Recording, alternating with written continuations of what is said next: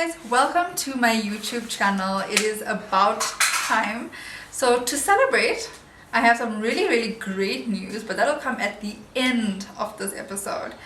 Right now we're going to make some Punjab style samosas that are to die for. Let's get started.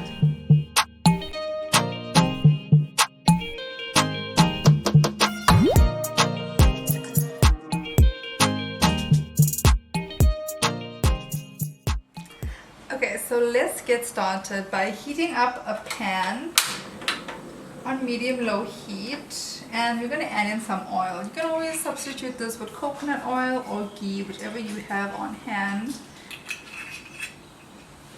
And when the oil has heated up, we're going to now add in our onion. Very important to getting really good tasting filling is lots of really good onion. A funny story about onion, my husband actually bought a whole bag of these mini onions, you know, those pickling ones, until he realized it takes like 3 months. He's looking at me right now. 3 months to actually like get them pickled, like the whole process. So that's busy just lying here.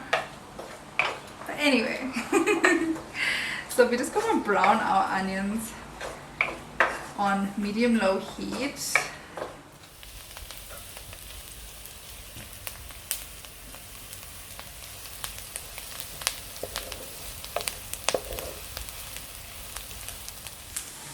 So when your onions are really nice and brown, the next step is to add in a teaspoon of jeera seeds.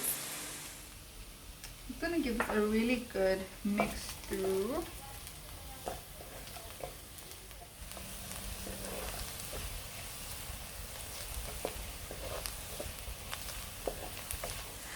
I hope you guys are going to try this recipe because it smells pretty good in here right now. So your next step, you're going to add in a cup of peas. I'm using frozen peas. You can use fresh if you like. They'll be amazing either way. Give it a really good stir through. Now it's time for the flavor bomb. We're going to be adding in some fennel seeds, some chili powder, some garam masala, and of course some salt to taste. Ooh, and I have a very special ingredient for this recipe, and that is chaat masala. Just about a half a teaspoon. This gives it a really nice tang. It's a really nice fruity flavor, especially well known in potato dishes, which this is. So we're going to mix through all of the spices. Remember, we still have our peas in here. We haven't added our potato in yet. So we're going to give this a really good mix until the spices are really nice and fried and it starts to get really nice and fragrant. Okay, so our next step is to add in our mashed potatoes. This is about 4 medium-sized potatoes that I boiled and I mashed.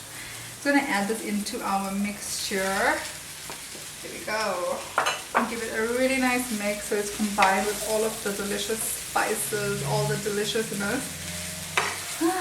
Smells amazing.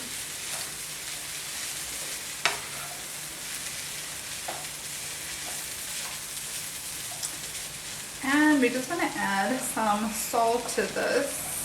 Just a little bit. You just taste as you go. Very important. Some coarse salt. Go.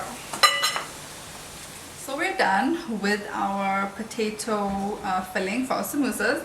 The last step, however, is to just garnish with a bit of coriander and fresh green chili for some really nice bite and extra texture and the delicious flavor. Just mix this through really nicely, and we're gonna let this cool, and then it's time to fill in our samosa pastry and fry them. So this is my favorite part. Of course, we were one step closer to actually eating and enjoying our samosas.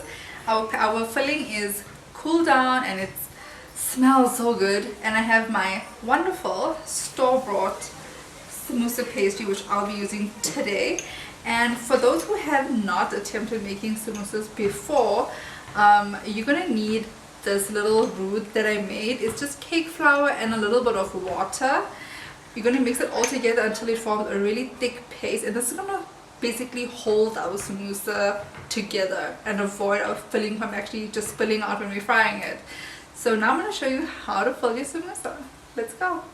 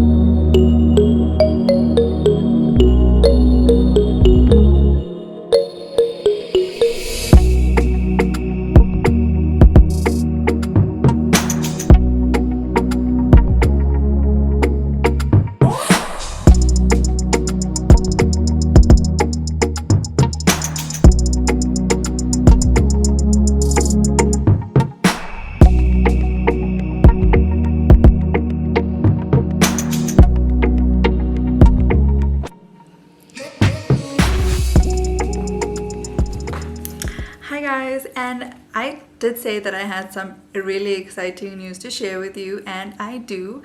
I'm really excited to share that I've been featured in this month's Taste magazine right over here. That's the November issue. I've been featured alongside a few other food bloggers, and also I've shared my recipe for chana magaj, which is absolutely to die for, and I really hope you guys do try out that recipe. Thank you so much for subscribing to my channel and for giving it a thumbs up.